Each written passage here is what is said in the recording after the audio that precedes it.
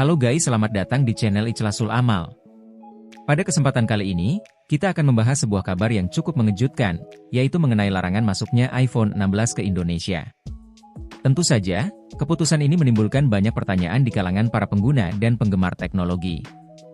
Apa sebenarnya yang menjadi penyebabnya? Adakah dampak besar yang akan dirasakan oleh para penggemar gadget di tanah air?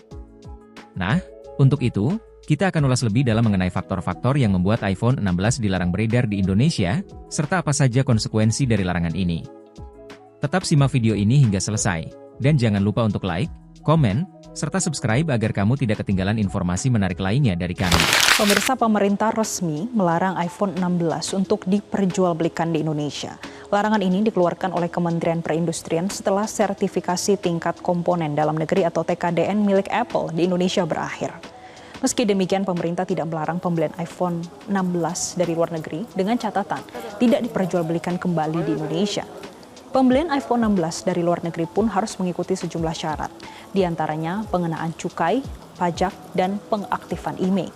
IMEI pun bisa dinonaktifkan apabila terbukti iPhone 16 tersebut diperjualbelikan kembali. Pelarangan penjualan iPhone 16 di Indonesia bermula ketika Apple belum menuntaskan komitmen investasinya di Indonesia yang baru tercatat 1,48 triliun rupiah, jauh lebih rendah dibandingkan di Vietnam, setara dengan 256,22 triliun rupiah.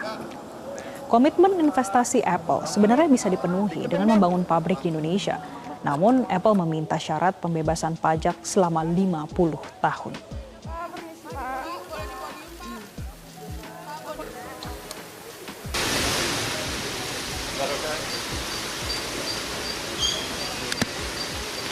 Kesimpulannya, iPhone 16 dilarang diperdagangkan di Indonesia karena tidak memenuhi regulasi yang ditetapkan oleh pemerintah, khususnya terkait dengan kewajiban pendaftaran IMEI, International Mobile Equipment Identity, yang berlaku di Indonesia. Tanpa pendaftaran IMEI, perangkat tersebut dianggap ilegal dan tidak bisa digunakan secara maksimal di jaringan seluler Indonesia. Selain itu, isu terkait dengan standar keamanan dan perlindungan data pribadi juga menjadi alasan pengawasan terhadap produk asing yang beredar di tanah air. Namun, berdasarkan informasi sebelumnya mengenai perangkat seperti iPhone, larangan terhadap perangkat seperti iPhone 16 di Indonesia biasanya terkait dengan beberapa faktor, seperti pendaftaran IMEI. Jika perangkat tidak terdaftar di database IMEI Indonesia, maka perangkat tersebut tidak dapat digunakan di jaringan seluler lokal. Hal ini terkait dengan kebijakan pemerintah untuk mencegah peredaran barang ilegal dan memastikan bahwa perangkat yang beredar memenuhi standar teknis dan keamanan yang ditetapkan. Kepatuhan terhadap regulasi lokal. Terkadang, perangkat yang tidak memenuhi regulasi teknis atau kebutuhan lainnya, seperti perlindungan data pribadi atau standar kualitas yang diterapkan oleh pemerintah, dapat dilarang untuk masuk. Demikianlah pembahasan kita kali ini mengenai penyebab iPhone 16 dilarang diperdagangkan di Indonesia.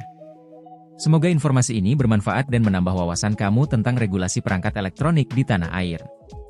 Jangan lupa untuk like, komen, dan subscribe untuk terus mendapatkan informasi terkini dari channel Ichlasul Amal. Jika kamu punya pendapat atau pertanyaan, silakan tulis di kolom komentar. Terima kasih sudah menonton, dan sampai jumpa di video selanjutnya.